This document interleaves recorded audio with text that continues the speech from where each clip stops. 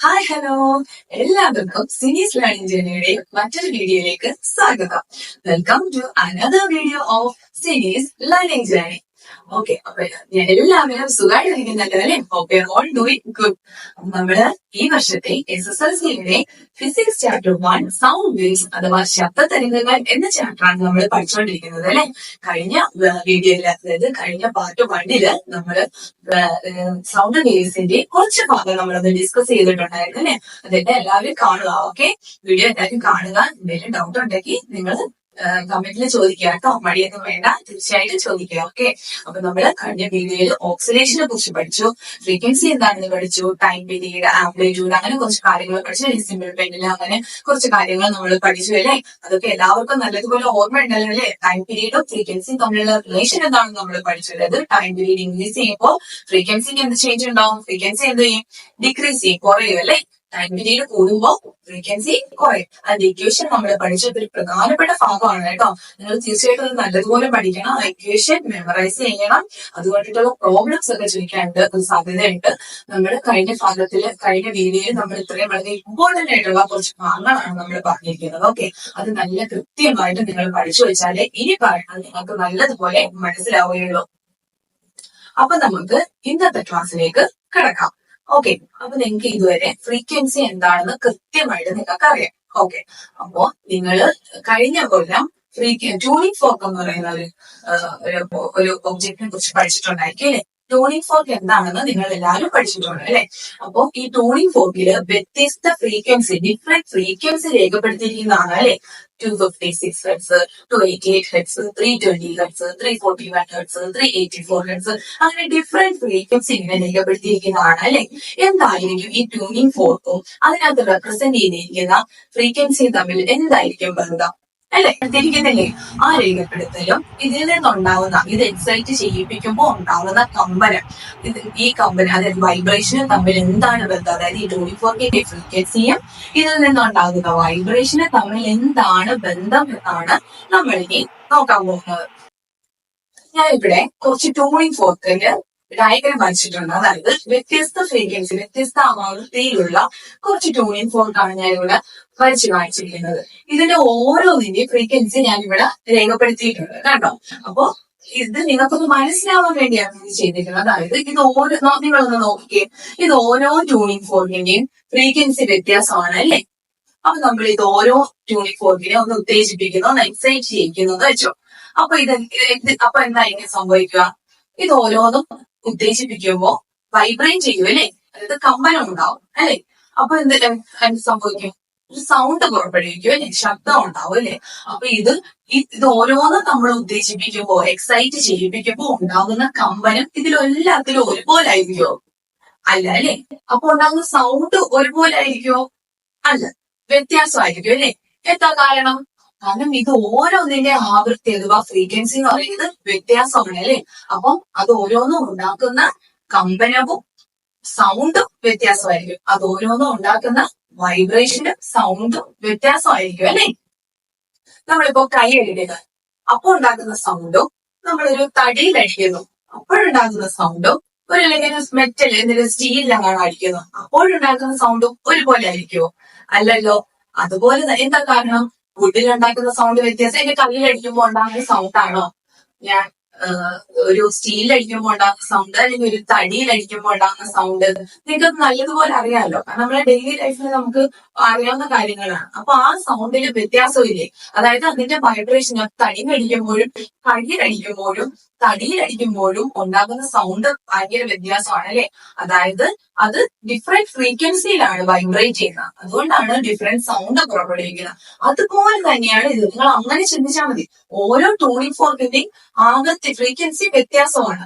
അപ്പോൾ എന്ത് സംഭവിക്കും? ഇതിൽ ഓരോന്നിലും ഉണ്ടാകുന്ന വൈബ്രേഷനും ഓരോന്നിലും ഉണ്ടാകുന്ന സൗണ്ടും വ്യത്യാസമായിരിക്കും. മനസ്സിലാവുന്നുണ്ടോ? മനസ്സിലായാലും നിങ്ങൾ ശ്രദ്ധിച്ച് എല്ലാരും ഇവിടെ ശ്രദ്ധിക്കണം, കറക്റ്റ് ആയിട്ട് ശ്രദ്ധിക്കണം. ഇത് മനസ്സിലാക്കി വെക്കാനുള്ള കാര്യം, അതായത് നമ്മളിപ്പോ ഓരോ ഫ്രീക്വൻസി, ഞാൻ പറയാൻ നിങ്ങളെ മനസ്സിലാക്കാൻ ശ്രമിക്കുന്നത്, ഓരോ ഫ്രീക്വൻസിയിലും ഉണ്ടാകുന്ന വൈബ്രേഷൻ അഥവാ കമ്പനം വ്യത്യാസമായിരിക്കും. അത് പുറപ്പെടുവിക്കുന്ന സൗണ്ട് അഥവാ ശബ്ദം വ്യത്യാസമായിരിക്കും.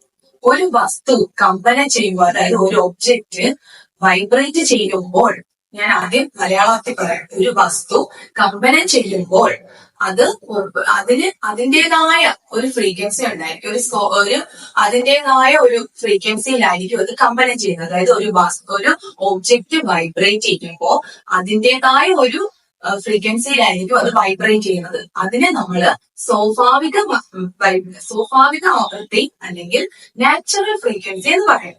അങ്ങനെയാണെങ്കിൽ നമുക്ക് നാച്ചുറൽ ഫ്രീക്വൻസിയെ എങ്ങനെ ഡിഫൈൻ ചെയ്യാം? ഞാൻ പറഞ്ഞല്ലേ, എങ്ങനെ ഡിഫൈൻ ചെയ്യാം? നാച്ചുറൽ ഫ്രീക്വൻസി എന്ന് പറയുന്നത് when an object vibrates freely, it vibrates in its innate frequency. innate frequency എന്ന് വെച്ചാൽ എന്തുവാ? അതിൻ്റെതായ ഒരു ഫ്രീക്വൻസി, അതിൻ്റെതായ ഒരു ആവൃത്തി. അതായത് ഇപ്പൊ നമ്മൾ ഓരോരുത്തർക്കും ഓരോ സ്വഭാവമായിരിക്കും അല്ലെ. ഇപ്പൊ എനിക്കൊരു സ്വഭാവമായിരിക്കും, ഒരു ക്യാരക്ടർ ആയിരിക്കും, വേറൊരാൾക്ക് വേറൊരു ക്യാരക്ടർ ആയിരിക്കും. അതുപോലെ നമ്മൾ പറയാം, അതുപോലെ 256 ഫ്രീക്വൻസിയിലുള്ള ഒരു ട്യൂണിംഗ് ഫോർക്കിനും 388 ഫ്രീക്വൻസിയിലുള്ള ഒരു ട്യൂണിംഗ് ഫോർക്കിനും രണ്ട് അതിൻ്റെതായ ഫ്രീക്വൻസി ആയിരിക്കും. ഇത് തമ്മിൽ ഒരുപോലെ ആയിരിക്കുമോ? അല്ല. അതായത് എന്റെ സ്വഭാവം പോലെയല്ല നിങ്ങളുടെ സ്വഭാവം, അതാണ് വ്യത്യാസം. മനസ്സിലാവുന്നു? അതായത് when an object vibrates freely, it vibrates in its innate frequency. This is the natural frequency. എന്നുവെച്ചാൽ എന്താ? ഒരു ഒബ്ജക്റ്റ്, ഒരു വസ്തു കമ്പനം ചെയ്യുമ്പോൾ അത് കമ്പനം ചെയ്യുന്നത് അതിൻ്റെതായ ഒരു ആവൃത്തിയിലായിരിക്കും. ആ വസ്തുവിൻ്റെതായ ഒരു ആവൃത്തിയിലായിരിക്കും അത് കമ്പനം ചെയ്യുന്നത്. അതിൻ്റെതായ ആവൃത്തിയിൽ കമ്പനം ചെയ്യുന്നതിനെയാണ് എന്തെന്ന് പറയുന്നത്? സ്വാഭാവിക ആവൃത്തി എന്ന് പറയുന്നത്. മനസ്സിലായോ? ഓരോ വസ്തുവും കമ്പനം ചെയ്യുന്ന ആവൃത്തി, അതായത് ഞാൻ പറഞ്ഞു, ഓരോ വസ്തുവും കമ്പനം ചെയ്യുന്നത് അതിൻ്റെതായ ഒരു ആവൃത്തിയിലാണ് കമ്പനം ചെയ്യുന്നത്. അതാണ് സ്വാഭാവിക ആവൃത്തി എന്ന് പറയുന്നത് അല്ലെ. അങ്ങനെയാണെങ്കിൽ ഓരോ വസ്തുവിനും ഈ സ്വാഭാവിക ആവൃത്തി ചില കാര്യങ്ങളെ ഡിപ്പെൻഡ് ചെയ്തിരിക്കും. അതായത് ചില ഘടകങ്ങളെ ആസ്പദമാക്കിയായിരിക്കും നാച്ചുറൽ ഫ്രീക്വൻസി ചേഞ്ച് ചെയ്യുന്നത്. അതെന്താണെന്ന് നമുക്കിനി നോക്കാം. Factors that influence the natural frequency, അതാണ് ഇനി നമ്മൾ പറയാൻ പോകുന്നത്. അതായത് എന്തെല്ലാം ഘടകങ്ങളെ ആസ്പദമാക്കിയാണ് നാച്ചുറൽ ഫ്രീക്വൻസി ഇരിക്കുന്നത്.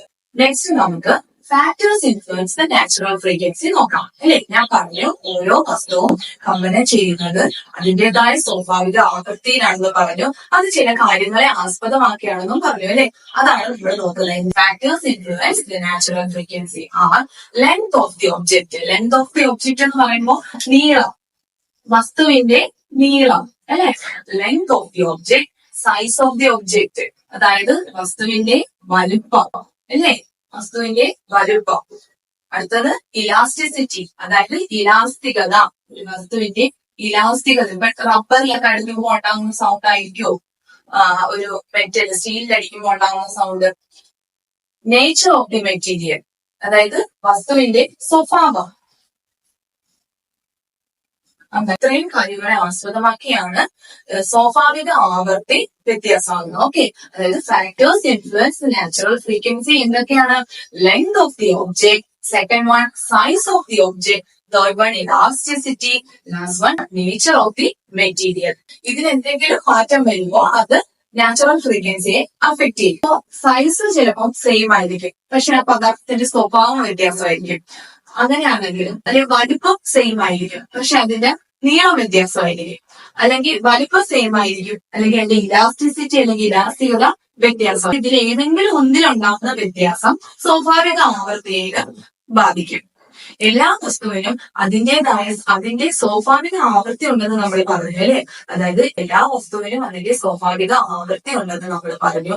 അങ്ങനെയാണെങ്കിൽ എല്ലാ വസ്തുക്കളും അതിന്റെ സ്വാഭാവിക ആവൃത്തിയിൽ തന്നെ ആയിരിക്കും വൈബ്രേറ്റ് ചെയ്യുന്നത്. Do all the objects vibrates only in their natural frequency?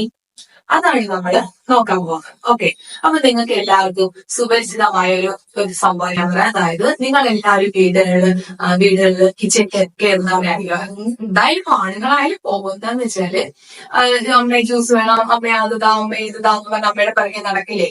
അപ്പൊ നമ്മൾ കണ്ടിട്ടില്ലേ, നമ്മുടെ കിച്ചണില് മിക്സി, ഒരു മേശപ്പുറത്തിരിക്കുന്ന ഒരു മിക്സി ഇങ്ങനെ ഗ്രൈൻഡ് ചെയ്യുമ്പോ അല്ലെങ്കിൽ അടിക്കുമ്പോ ആ മിക്സിയുടെ വൈബ്രേഷൻ മൂലം ആ ഇരിക്കുന്ന മേശ വൈബ്രേറ്റ് ചെയ്യുന്ന ശ്രദ്ധിച്ചിട്ടില്ലേ? മേശയ്ക്കൊരു കമ്പനം ഉണ്ടാവും അല്ലേ? അതുപോലെ തന്നെ നമ്മൾ ഫോണ് അറിയാത്ത ആരുമില്ല. ഇത് പറഞ്ഞാൽ നിങ്ങൾക്ക് പെട്ടെന്ന് മനസ്സിലാവും അല്ലേ? ഫോൺ ഉപയോഗിക്കാത്ത ആരുമില്ല. അപ്പോ മൊബൈൽ ഫോൺ ഒരു വൈബ്രേറ്റ് മോഡിലിട്ട് ഒരു മേശപ്പുറത്ത് വെച്ചിരിക്കുകയാണ് നമ്മളെ. അപ്പൊ അത് വൈബ്രേറ്റ് ചെയ്യുന്നു. അപ്പൊ അത് വൈബ്രേറ്റ് ചെയ്യുമ്പോൾ ആ ഇരിക്കുന്ന മേശയ്ക്ക് ഒരു വൈബ്രേഷൻ ഉണ്ടാവും അല്ലേ? ഈ രണ്ട് സന്ദർഭങ്ങളും നിങ്ങൾക്ക് നല്ലതുപോലെ പരിചിതമാണ് അല്ലെ? ഒന്ന് ആലോചിച്ച് നോക്കിയേ, ഒന്ന് മെമ്മറിയിലോട്ടൊന്ന് കൊണ്ടുപോകേ, ഒന്ന് ചിന്തിച്ചു നോക്കേ. അതായത് ഒരു മേശപ്പുറത്തിരിക്കുന്ന മിക്സി ഗ്രൈൻഡ് ചെയ്യുമ്പോൾ അതൊന്ന് വൈബ്രേറ്റ് ചെയ്യും അല്ലെ? അതിന്റെ വൈബ്രേഷൻ മൂലം ആ മേശ വൈബ്രേറ്റ് ചെയ്യും അല്ലെ? അതുപോലെ മൊബൈൽ ഫോൺ വൈബ്രേറ്റ് ചെയ്യുമ്പോൾ അതിരിക്കുന്ന മേശ ഒന്ന് വൈബ്രേറ്റ് ചെയ്യും അല്ലെ? ഇവിടെ ഒരു കുട്ടി ഒരു ടോണിംഗ് ഫോർക്ക് എക്സൈറ്റ് ഉത്തേജിപ്പിച്ചിട്ട് ഒരു മേശമേൽ ഇങ്ങനെ വെക്കുന്നുണ്ട്. അപ്പോൾ മേശമേല് അത് എക്സൈറ്റ് ചെയ്യുമ്പോൾ ഒരു വൈബ്രേഷൻ സൗണ്ട് ഉണ്ടാവും അല്ലേ?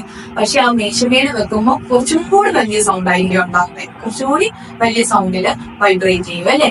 ഈ എക്സൈറ്റ് ചെയ്യുന്ന ടോണിംഗ് ഫോർക്ക് മേശമേല് വെക്കുമ്പോൾ ആ മേശയ്ക്കും ഒരു വൈബ്രേഷൻ ഉണ്ടാവും അല്ലേ? അതുപോലെ തന്നെ അതായത് നമ്മുടെ ടോണിംഗ് ഫോർക്കിന്റെ പ്രേരണ മൂലം മേശയ്ക്ക് ഒരു വൈബ്രേഷൻ ഉണ്ടായി അല്ലെ? അതുപോലെയാണ് ഞാൻ നേരത്തെ പറഞ്ഞ ഉദാഹരണങ്ങൾ. അതായത് മിക്സി വൈബ്രേറ്റ് ചെയ്യുന്നതിന്റെ പ്രേരണ മൂലം മേശ വൈബ്രേറ്റ് ചെയ്തു അല്ലെ? അതുപോലെ മൊബൈൽ ഫോൺ വൈബ്രേറ്റ് ചെയ്യുന്നതിന്റെ പ്രേരണ മൂലം മേശ വൈബ്രേറ്റ് ചെയ്തു അല്ലെ? അതായത് ഒരു വസ്തുവിന്റെ പ്രേരണ മൂലം, അതായത് ഒരു വസ്തുവിന്റെ പ്രേരണ മൂലം മറ്റൊരു വസ്തുവിൽ ഉണ്ടാകുന്ന കമ്പനമാണ് ഫോഴ്സ്ഡ് വൈബ്രേഷൻ അല്ലെങ്കിൽ പ്രണോദിത കമ്പനം. അങ്ങനെയാണെങ്കിൽ എന്താണ് ഫോഴ്സ്ഡ് വൈബ്രേഷൻ? ഞാൻ പറഞ്ഞു, ഫോഴ്സ്ഡ് വൈബ്രേഷൻ നമുക്ക് എങ്ങനെ ഡിഫൈൻ ചെയ്യാം? Forced vibration is the vibration of an object induced by an external vibrating object. എന്താണ് പ്രണോദിത കമ്പനം? പ്രണോദിത കമ്പനം എന്ന് പറഞ്ഞാൽ ഒരു വസ്തുവിന്റെ പ്രേരണ മൂലം മറ്റൊരു വസ്തുവിനുണ്ടാകുന്ന കമ്പനം അല്ലെ? അതായത് ഒരു കമ്പനം ചെയ്യുന്ന ഒരു വസ്തുവിന്റെ പ്രേരണ മൂലം മറ്റൊരു വസ്തുവിനുണ്ടാകുന്ന കമ്പനമാണ് പ്രണോദിത കമ്പനം. അതെ, നമ്മൾ ഇവിടെ മിക്സിയുടെ കാര്യം പറഞ്ഞില്ലേ? അപ്പൊ അവിടെ പ്രേരിപ്പിക്കുന്ന, അതായത് മേശയെ വൈബ്രേറ്റ് ചെയ്യാൻ പ്രേരിപ്പിക്കുന്ന വസ്തു ഏതാണ്? മിക്സി അല്ലെ? മിക്സിയുടെ പ്രേരണ മൂലമാണ് അവിടെ മേശ കമ്പനം ചെയ്യുന്നത്, വൈബ്രേറ്റ് ചെയ്യുന്നത് അല്ലേ? അപ്പൊ അതെനിക്ക് മൊബൈലിന്റെ കേസ് എങ്ങനെയാ? മൊബൈലിന്റെ വൈബ്രേഷൻ മൂലമാണ്, മൊബൈലിന്റെ പ്രേരണ മൂലമാണ് ആ മേശ വൈബ്രേറ്റ് ചെയ്യുന്നത് അല്ലേ? അപ്പോ മറ്റൊരു വസ്തുവിന്റെ, അതായത് കമ്പനം ചെയ്യുന്ന ഒരു വസ്തുവിന്റെ പ്രേരണ മൂലം മറ്റൊരു വസ്തുവിനുണ്ടാകുന്ന കമ്പനമാണ് പ്രണോദിത കമ്പനം. Forced vibration is the vibration of an object induced by an external vibrating object. ഇത് കൃത്യമായിട്ട് മനസ്സിലാക്കണം നിങ്ങൾ. ഈ ഡെഫിനിഷൻ ഇങ്ങനെ കാണാപ്പാടം പഠിച്ച പോരാ, ഇതെന്താണെന്ന് നിങ്ങൾ മനസ്സിലാക്കണം. ഇപ്പൊ ഞാൻ ഒരാളെ പിടിച്ച് തള്ളുന്നു, ഞാൻ തള്ളിയതുകൊണ്ടല്ലേ ഒരാളെ പോയി വീഴുന്ന, മനസ്സിലാക്കണം. അതായത് ആ മിക്സി ഗ്രൈൻഡ് ചെയ്യുമ്പോൾ ആ മിക്സിയാണ് പ്രേരിപ്പിക്കുന്നത് മേശയെ കമ്പനം ചെയ്യാനായിട്ട്. അവിടെ കമ്പനം ചെയ്യുന്ന വസ്തു മിക്സിയും മിക്സിയാണ് മേശയെ പ്രേരണം ചെയ്ത് കമ്പനം ചെയ്യിപ്പിക്കുന്നത്. അങ്ങനെയാണെങ്കിൽ ഫോഴ്സ്ഡ് വൈബ്രേഷൻ നമുക്ക് എങ്ങനെ ഡിഫൈൻ ചെയ്യാം? Forced vibration is the vibration of an object induced by an external vibrating object. അതായത് ഒരു വസ്തുവിന്റെ പ്രേരണം മൂലം മറ്റൊരു വസ്തുവിനുണ്ടാകുന്ന കമ്പനമാണ് പ്രണോദിത കമ്പനം അഥവാ ഫോഴ്സ്ഡ് വൈബ്രേഷൻ. ഇവിടെ നിങ്ങളെ ടെക്സ്റ്റ് ബുക്കിൽ മറ്റൊരു എക്സ്പെരിമെന്റ് പറഞ്ഞിട്ടുണ്ട്. ഇത് രണ്ട് സൈസിലുള്ള ഐസോപ്ലെയിനുകൾ ഇവിടെ ഇങ്ങനെ ഒരു ബോക്സിൽ അറേഞ്ച് ചെയ്ത് വെച്ചിട്ടുണ്ട്. അപ്പൊ ഞാൻ ഈ എ എന്ന് പറയുന്ന ഒരു ഹാക്സോപ്ലെയിന് കൈ കൊണ്ടൊന്ന് എക്സൈറ്റ് ചെയ്ത് വെച്ചു, ഒന്ന് ഉത്തേജിപ്പിച്ച്. അപ്പൊ എന്ത് സംഭവിക്കും? എ എന്ന് പറയുന്ന ബ്ലേഡ് കമ്പനം ചെയ്യും അല്ലെ? വൈബ്രേറ്റ് ചെയ്യും. അപ്പൊ എന്ത് സംഭവിക്കും? ഇവിടെ ഒരു വൈബ്രേഷൻ ഉണ്ടാവും അല്ലെ? അതായത് ഈ ബോക്സിനൊരു വൈബ്രേഷൻ ഉണ്ടാവും അല്ലെ? അപ്പൊ അത് ഇങ്ങോട്ട് പോകും, ഇങ്ങനെ വൈബ്രേറ്റ് ചെയ്യുന്നത് ഇതിലേക്ക് പോകും. അപ്പൊ അവിടെ ഇപ്പൊ ഈ ബിയും വൈബ്രേറ്റ് ചെയ്യും അല്ലെ? ഈ ബി എന്ന് പറയുന്ന ബ്ലേഡ് വൈബ്രേറ്റ് ചെയ്യും, ഇവിടെ ഒരു വൈബ്രേറ്റ്, അങ്ങനെ ഈ വൈബ്രേഷൻ ഇങ്ങനെ പാസ് ചെയ്തു. അങ്ങനെ ഈ എല്ലാ ബ്ലേഡുകളും വൈബ്രേറ്റ് ചെയ്യും അല്ലെ? അങ്ങനെയാണെങ്കിൽ ഈ എല്ലാ ബ്ലേഡുകളും വൈബ്രേറ്റ് ചെയ്യുന്നത് ഒരേ രീതിയിലായിരിക്കോ? ഒരേ ഫ്രീക്വൻസിയിലായിരിക്കോ? ഇത് നമ്മൾ മുമ്പ് ഫ്രീക്വൻസിയെ ബാധിക്കുന്ന ഘടകങ്ങൾ പറഞ്ഞു അല്ലെ? അപ്പോ അത് വെച്ചിട്ട് നിങ്ങളൊന്ന് ചിന്തിച്ചു നോക്കിയേ, ഈ ബ്ലേഡുകളെല്ലാം വൈബ്രേറ്റ് ചെയ്യുന്നത് ഒരേ ഫ്രീക്വൻസിയിലായിരിക്കോ? അല്ല. എല്ലാ ബ്ലേഡുകളും ഒരേ ഫ്രീക്വൻസിയിലായിരിക്കുമോ കമ്പനി ചെയ്യുന്നത്? അല്ല അല്ലേ? ഒരേ ഫ്രീക്വൻസിയിൽ കമ്പനി ചെയ്യുന്ന ബ്ലേഡുകൾ ഏതൊക്കെയായിരിക്കും? എയും സിയും ഇയും ഒരേ ഫ്രീക്വൻസിയിൽ കമ്പനി ചെയ്യും വൈബ്രേറ്റ്. എന്തുകൊണ്ടാ? അതിന്റെ സൈസ് ഒരുപോലെ ആയതുകൊണ്ട് അല്ലേ? അപ്പൊ സൈസ് ഫ്രീക്വൻസിയെ ബാധിക്കുന്ന ഒരു ഘടകമാണെന്ന് നമ്മൾ പറഞ്ഞില്ലേ? അപ്പൊ ആ സൈസ് ഒരുപോലെ ആയതുകൊണ്ട് എയും സിയും ഇയും ഒരുപോലെ ആയിരിക്കും കമ്പനി ചെയ്യുന്നത് അല്ലെ?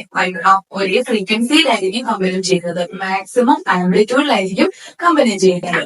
അങ്ങനെയാണ് ഇപ്പൊ പി ആണെങ്കിൽ ഉദ്ദേശിപ്പിക്കുന്നതെങ്കിൽ ബിയും ഡിയും ഡിയും എഫും ഒരേ ഫ്രീക്വൻസിയിലായിരിക്കും കമ്പനി ചെയ്യുന്നത്. കാരണം അതിന്റെ സൈസ് ഒരുപോലെയാണ്.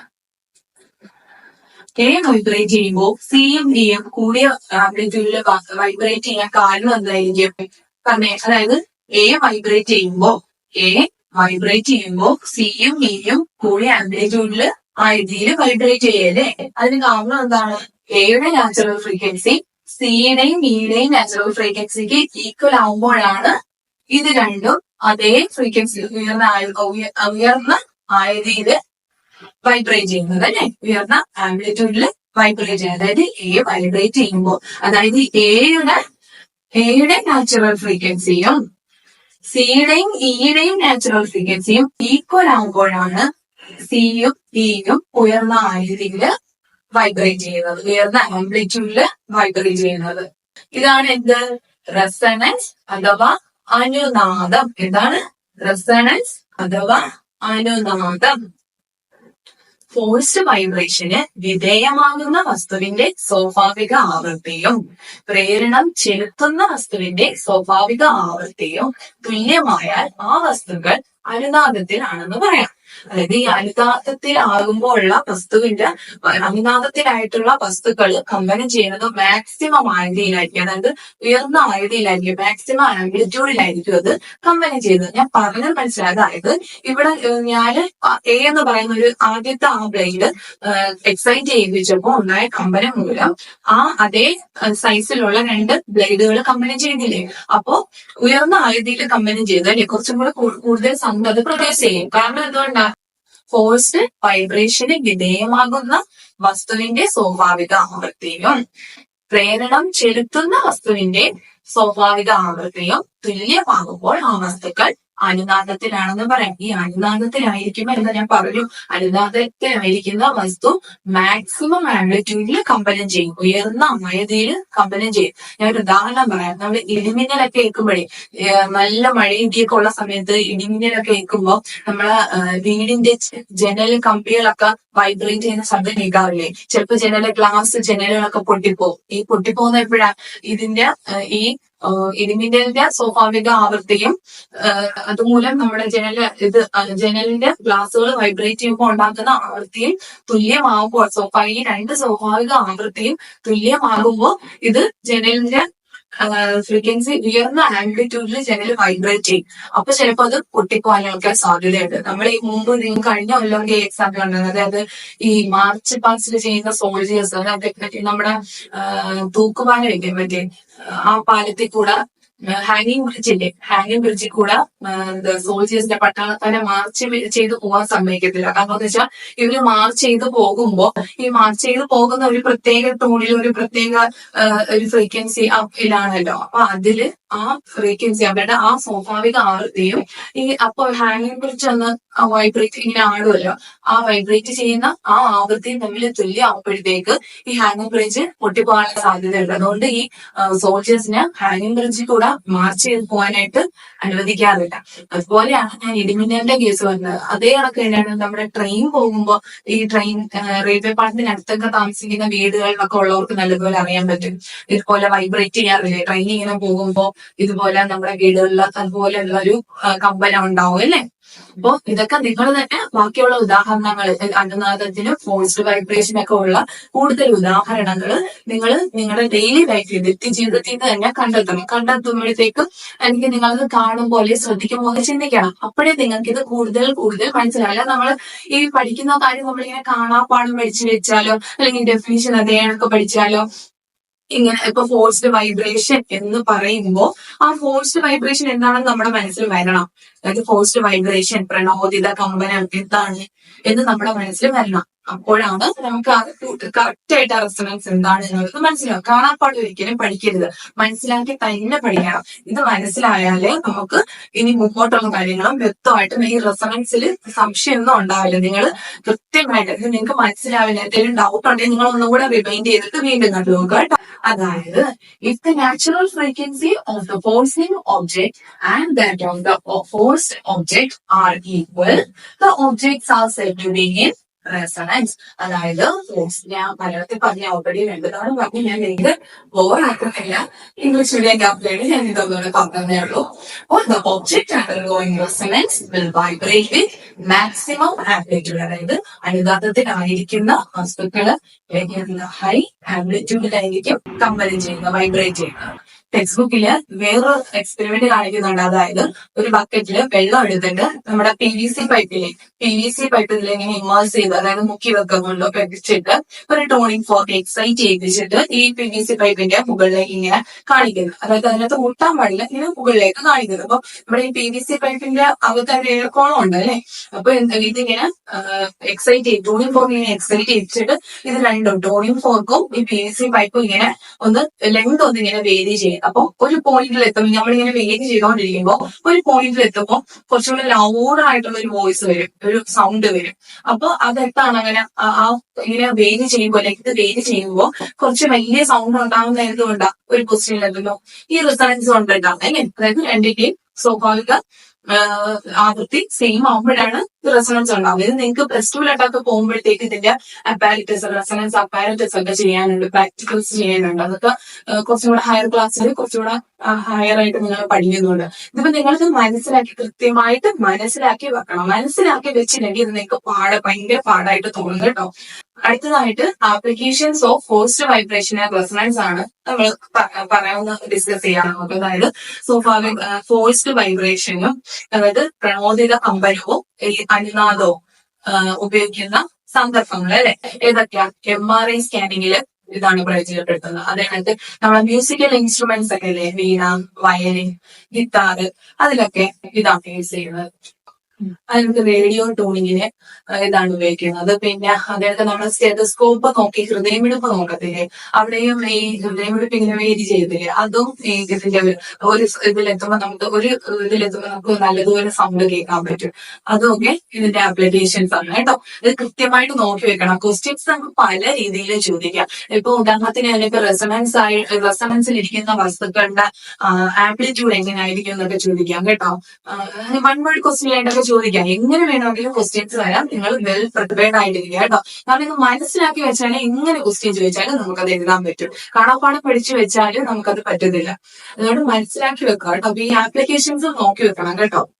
ഈ ടെക്സ്റ്റിൽ ക്വസ്റ്റ്യൻ കൊടുത്തിട്ടുണ്ട്, നമുക്കൊന്ന് നോക്കാം. ഓക്കെ, ഫസ്റ്റ് ക്വസ്റ്റ്യൻ നോക്കിക്കേ. The frequency of a single pendulum is 1 Hz. What is its period? അതായത് ഒരു സിംഗിൾ പെൻഡുലത്തിന്റെ ഫ്രീക്വൻസി ആവൃത്തി 1 Hz ആണ് തന്നിട്ടുണ്ട്. അതിന്റെ പീരീഡ് കണ്ടുപിടിക്കുക എന്നാണ് പറയുന്നത്. അപ്പൊ നമുക്ക് എങ്ങനെ കാണാം? ഫ്രീക്വൻസി എന്ന് പറയുന്നത് F അല്ലേ. F എന്ന് പറയുന്നത് എത്ര തന്നിട്ടുണ്ട്? ഇവിടെ 1 Hz ആണ് തന്നിട്ടുണ്ട് അല്ലെ. ടൈം പീരീഡ് നമ്മൾ കണ്ടെത്തണം അല്ലെ. ഇത് തമ്മിലുള്ള റിലേഷൻ എന്തുവാ നമ്മൾ പഠിച്ചിട്ടുണ്ട്. ഞങ്ങൾ പഠിച്ചപ്പോ പറഞ്ഞതാണ് നിങ്ങളോട്. അത് വെച്ചിട്ടുള്ള പ്രോബ്ലംസ് ചോദിക്കും. അത് നല്ലപോലെ പഠിച്ചു വെക്കണം. ഇത് തമ്മിലുള്ള റിലേഷൻ എന്താണ്? F is equal to T is equal to 1/f അല്ലെ. അപ്പൊ ഇതിലേക്ക് അപ്ലൈ ചെയ്ത് കൊടുക്കുക. അപ്പൊ T എന്ന് പറയുന്നത് 1 ഫ്രീക്വൻസി എത്ര ഇവിടെ 1 Hz അല്ലെ. അപ്പൊ 1/1 സീക്വൽ എത്രയെന്ന് കിട്ടും? 1 എന്ന് കിട്ടും. അതായത് 1 സെക്കൻഡ്. അപ്പൊ ടൈം പീരീഡ് എത്രയാണ് കിട്ടി? Time period equal to 1 second. Simple അല്ലേ? അടുത്ത ക്വസ്റ്റ്യൻ നോക്കിക്കേ. If a pendulum takes 0.5 seconds to complete one oscillation, what is its frequency? അതായത് ഒരു പെൻഡുലം 0.5 സെക്കൻഡ് കൊണ്ട് ഒരു ഓക്സിലേഷൻ കംപ്ലീറ്റ് ചെയ്യുകയാണെങ്കിൽ അതിന്റെ ഫ്രീക്വൻസി കണ്ടുപിടിക്കാനാണ് ഇവിടെ പറഞ്ഞിരിക്കുന്നത്. അപ്പൊ ഇവിടെ ഫ്രീക്വൻസി ആണ് നമ്മൾ കണ്ടുപിടിക്കേണ്ടത്. ടൈം എന്താണ് തന്നിട്ടുണ്ട് അല്ലെ. ടൈം എത്രയാ? 0.5 സെക്കൻഡ്. അപ്പൊ ഇത് സിമ്പിൾ ആണ്. അതായത് അതിന്റെ റിലേഷൻ എന്താണ്? T is equal to 1/f. അപ്പം ഇതില് F എന്ന് പറയുമ്പോ എന്താ? ഇത് ഇങ്ങോട്ട് കൊണ്ടിരുക 1/t. അപ്പൊ ഇതിനകത്ത് നമ്മൾ അപ്ലൈ ചെയ്ത് കൊടുക്കുമ്പോ F is equal to 1/0.5 അല്ലെ.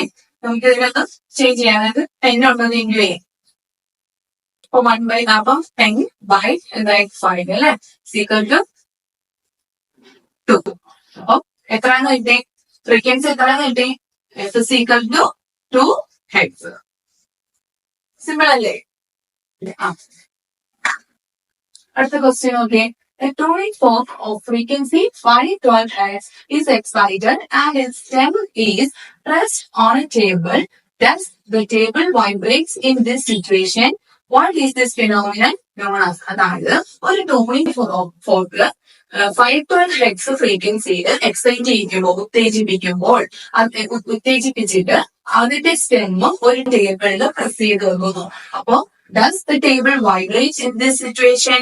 ഈ സാഹചര്യത്തില് ഈ ടേബിള് വൈബ്രേറ്റ് ചെയ്യുമോ? നമ്മൾ മുമ്പ് ഇതിനെ പറഞ്ഞതല്ലേ എക്സ്പെരിമെന്റ്. അപ്പൊ എന്ത് ചെയ്യും? ഒരു കുട്ടി ഒരു ടൂണിംഗ് ഫോർക്ക് എക്സൈറ്റ് ചെയ്യിപ്പിച്ചിട്ട് പ്രസ് ചെയ്ത് വെക്കുന്ന കാര്യം നമ്മൾ പറഞ്ഞില്ല. അത് ഞാൻ സെയിം ക്വസ്റ്റ്യൻ ചോദിച്ചിരിക്കുന്നത്. Does the table vibrate in this situation? Yes, അല്ലെ? വൈബ്രേറ്റ് ചെയ്യും. What is this phenomenon known as? ഈ ഫിനോമിനെ എന്തെന്ന് പറയും? അത് ഞാൻ പറയുന്നില്ല. അതിന്റെ ആൻസർ നിങ്ങൾ കമന്റ് ചെയ്യുക. ഓക്കെ, അപ്പൊ നമ്മൾ ഇന്ന് എന്തൊക്കെ പഠിച്ചു? നമ്മള് ഇന്ന് വളരെ സീരിയസ് ആയിട്ട് ഇമ്പോർട്ടന്റ് ആയിട്ടുള്ള ഒരു ക്വസ്റ്റ്യൻ ആണ് പഠിച്ചത്. ഫോഴ്സ്ഡ് വൈബ്രേഷൻ, പ്രണോദിത കമ്പനവും അനുനാദവും. അതായത് ഫോഴ്സ്ഡ് വൈബ്രേഷൻ ആൻഡ് റെസൊണൻസ് അല്ലെ. പിന്നെ നാച്ചുറൽ ഫ്രീക്വൻസി എന്താന്ന് പഠിച്ചു. കുറച്ച് എക്സ്പെരിമെന്റ്സ് നമ്മൾ കണ്ട് അതിലൂടെ പഠിച്ചു. കുറെ ഉദാഹരണങ്ങൾ പറഞ്ഞു. അതെല്ലാം നിങ്ങൾ നല്ല ശ്രദ്ധയോടുകൂടി നല്ല സീരിയസ് ആയിട്ട് പഠിക്കണം കേട്ടോ. കേസ് വീണ്ടും പറയാണ്, നിങ്ങൾ കാണാപ്പാടം പഠിക്കുകയേ ചെയ്യരുത്. ഈ ഉദാഹരണങ്ങൾ കൂടുതൽ നിങ്ങൾ മെമ്മറൈസ് ചെയ്യുക. ആ ഉദാഹരണങ്ങളിലേക്ക് ഉദാഹരണങ്ങളിൽ നിന്നും നിങ്ങൾ ഡെഫിനിഷനിലേക്ക് എത്തണം. ഓക്കെ, അപ്പൊ നിങ്ങൾക്ക് എന്തെങ്കിലും ഡൗട്ട് ഉണ്ടെങ്കിൽ നിങ്ങൾക്ക് തീർച്ചയായിട്ടും free to ask me. Okay, അതുകൊണ്ട് നിങ്ങൾ ഫ്രീ ആയിട്ട് നിങ്ങൾ ചോദിക്കുക, കമന്റിൽ ചോദിക്കുക കേട്ടോ. അപ്പൊ ഇതുവരെ പഠിപ്പിച്ചു തരാൻ നിങ്ങൾക്ക് നല്ലതുപോലെ മനസ്സിലായി വിചാരിക്കുന്നു. അടുത്ത വീഡിയോ കാണുന്നതുവരെ നമസ്കാരം. അതങ്ങൾക്ക് പോയത് എന്റെ വീഡിയോ നിങ്ങൾക്ക് ഇഷ്ടമായെങ്കിൽ, ഞാൻ പഠിപ്പിക്കുന്നത് നിങ്ങൾക്ക് മനസ്സിലായെങ്കിൽ നിങ്ങൾ തീർച്ചയായും ലൈക്കും സബ്സ്ക്രൈബും ചെയ്ത് എന്നെ സപ്പോർട്ട് ചെയ്യുക. Okay, bye bye.